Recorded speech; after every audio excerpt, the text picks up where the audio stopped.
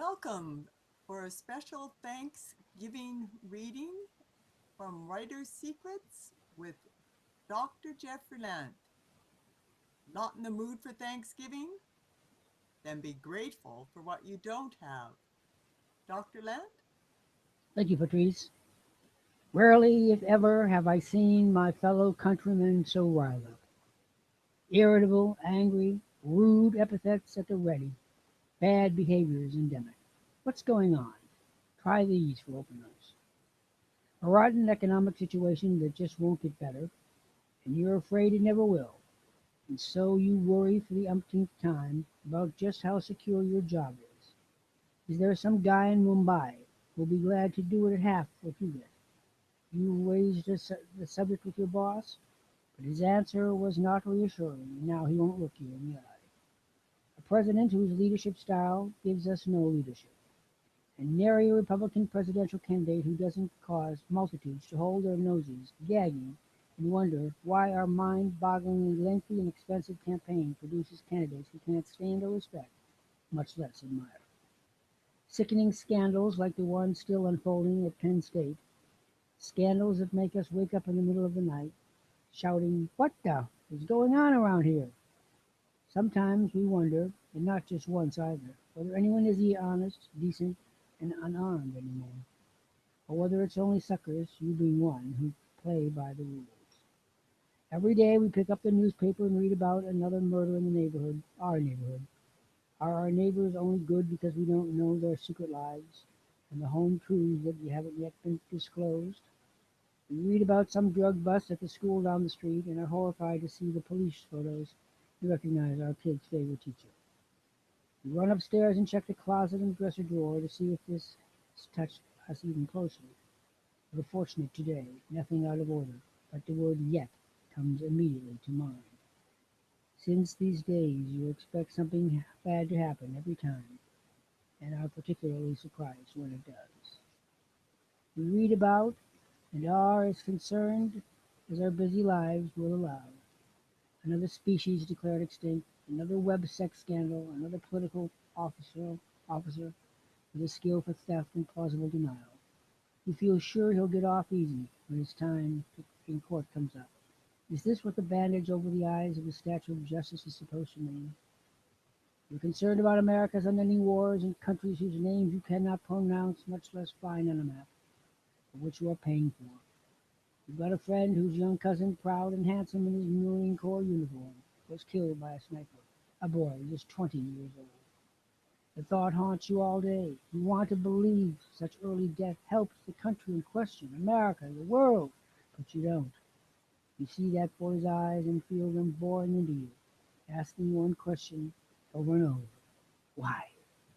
And you just can't get a good answer. You feel increasingly helpless as the barrage of bad news, misery, muddles, and mayhem just won't quit.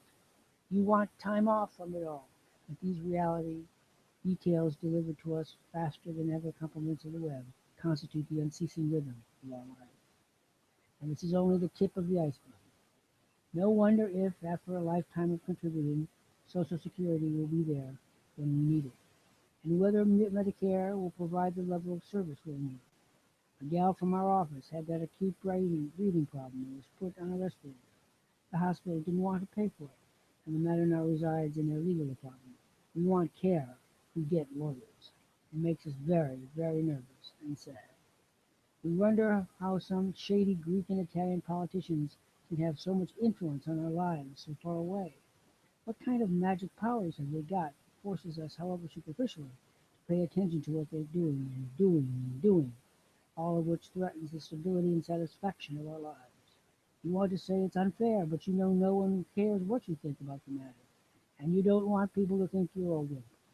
So you stay quiet and unsatisfied. It's just the way things are, and so the days pass until the calendar tells you it's Thanksgiving, the official day, sanctioned by custom and dictated by law. You get together with family and friends to eat too much and give thanks for your ability to do so. But this year you just don't feel like it, or you wouldn't mind a piece or two of pumpkin pie. What's a body to do? I'll share something that works for me. Don't waste your time enumerating all the good things you've got, especially when you realize most of them are flawed and superficial. Instead, focus on the myriad of problems, inconveniences, woeful situations, and debilitating malevolence you don't have, bullets you have dodged for another year.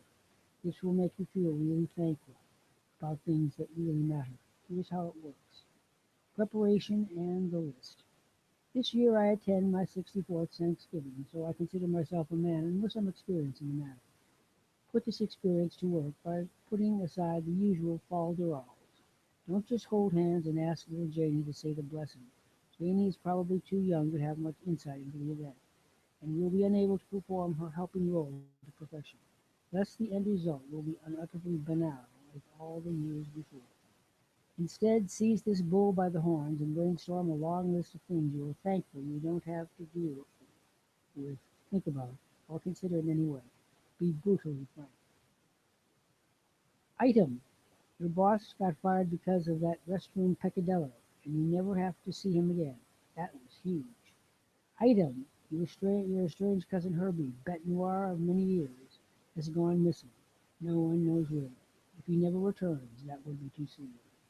Item: your darling daughter didn't marry the wild idealist who always played the zither and never bathed. Delicious. Item: your neighbor's noisome pooch Mickey, gifted with a piercing yelp and high decibel duration, ran away in pursuit of amorous freedom. He will, of course, be missed by someone, but not by you. Keep going. Don't stint. As you get into the task, you'll see that the things you don't have, that you were afraid you would have, and forever, are the various things that always needed to make this holiday sing. Now type your list. You will never remember them all, and since each adds its might to the happy event, do not rely on memory. Practice too reciting them. Read slowly, with deliberate cadence and gravitas in your voice. Having recited this list, you will feel, perhaps for the first time in months, truly happy, for you have discovered for yourself and shown the world the simple beauty of happiness at your fingertips. Thanksgiving now and forever after, your favorite holiday. Thank you, Dr. Lant. That got me thinking, and I'll be out making my list so that I can be happy for the things that I don't have. Bye for now.